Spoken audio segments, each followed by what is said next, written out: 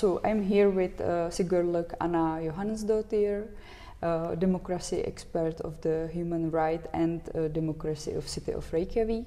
What are the key topics you talked about at the workshops this week? Of course, I came here to talk about democracy, so that's what we did. I had my partner here is Alexandra Brím, who is a current leader of the Pirate Party in Icelandic or in Reykjavík politics.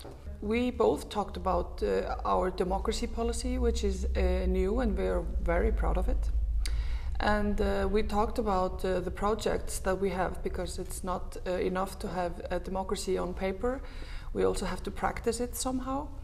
And we talked about the framework that we have in the city of Reykjavík. Which one do you think is most important for the city of Jihlava and our participation processes? I think it's important to start somewhere and not try too much in one time, because you have already the settlement or colony committees, which I think are similar to our residence councils. I think you should consider strengthening those processes. It's a good way to discuss with the citizens. From what they told me, they were interested in talking some more and being more established. And that's kind of a similar discussion we had in Reykjavík. And we changed our processes. And now we have our city council members on the board of each residence council. The key thing is that the politics and the administration and the citizens are working together, talking, communicating. And of course, the citizens have for the last 10, 20 years everywhere in the world, I think, been requesting more participation. Was the recommendation from you maybe talk more about the young councils you have, or some cooperating with schools or young people? Yes, I think it's important teaching people about democracy, and we can never take democracy for granted. It's really about it's about trust. And it's about people getting involved, and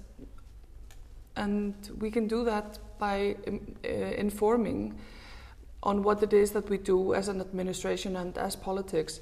It's easier when you start at a young age knowing something and getting used to things, that you might trust the processes better when you hear about them from a younger age. It's harder to teach older people, but the children are usually open-minded and ready and willing to try new things. So I think it's a good idea to start there. I know from the workshop, or I realized that you've got many problems which are a little bit similar to Jihlava. So can you more talk about your problems you're really dealing about in participation in Reykjavík? It's always the same. I mean, democracy is extra effort.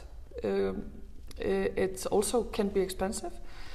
And it's not a straight line of success. It's always work to involve the participatory processes, but it's worth it, because when we give people the opportunity to have a say in matters, then they appreciate it, and during the processes people learn about the projects, and then they understand some more, maybe why we made the decision that we did.